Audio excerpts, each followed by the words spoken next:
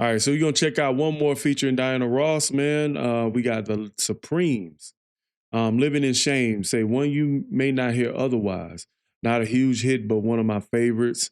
Another one is where I picked a version that had good sound and some cool pictures. Man, shout out to Michael Henry for this one, as well as the last 6 reactions to Diana Ross. Michael Henry has made a big contribution to the channel via Buy Me a Coffee, and we are going down his list. And note that this last video ain't even the end of his list, okay? So let's check out the Supremes, okay, with Living in Shame.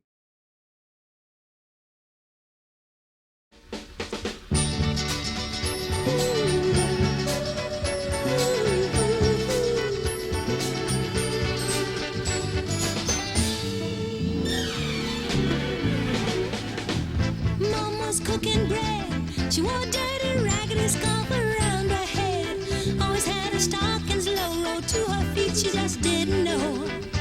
She wore a sloppy dress. Oh, no matter how she tried, she always looked a mess. Out of the pot she ate, never used a fork or a dinner plate. I was always so afraid for my uptown friends to see her. Afraid one day when I was grown that I would be her. In a college town, away from home, a new identity I found. Said I was born in each with maids and servants at my feet. I must have been insane. I lied and said Mama died on a weekend trip to Spain. She never got out of the house, never even boarded a train. Married a gun, was living high, I didn't want him to know her. She had a grandson 2 years old that I'd never even showed her. Wait a minute, man. Hold up. She was getting busy. She was getting busy in this song. Let's rewind this, okay? Because I'm really loving the instrumentation in this, man. Like, it just, I don't know, man. It's so upbeat. Like, I actually feel like I'm being recharged when I listen to this music. And the song is called About Living in Shame, but it sounds great, man.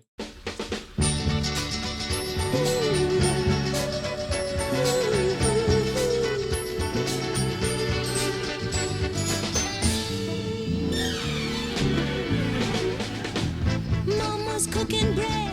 She wore a dirty, raggedy scarf around her head. Always had her stockings low, rolled to her feet, she just didn't know. I mean, just think about the lyrics and the way she gave us the picture of her mother, like what she's wearing, how she's wearing her socks. Like, you definitely see that big mama energy. You know what I'm saying? Mama's cooking bread. She wore a dirty, raggedy scarf around her head. Dirty, raggedy scarf around her head. Rolled to her feet, she just didn't know. She wore a sloppy dress. Oh, no matter how she tried, she always looked a mess. Out of the pot she ate, never used a fork or a dinner plate. I was always so afraid for my uptown friends to see her. Afraid one day when I was grown that I would be her.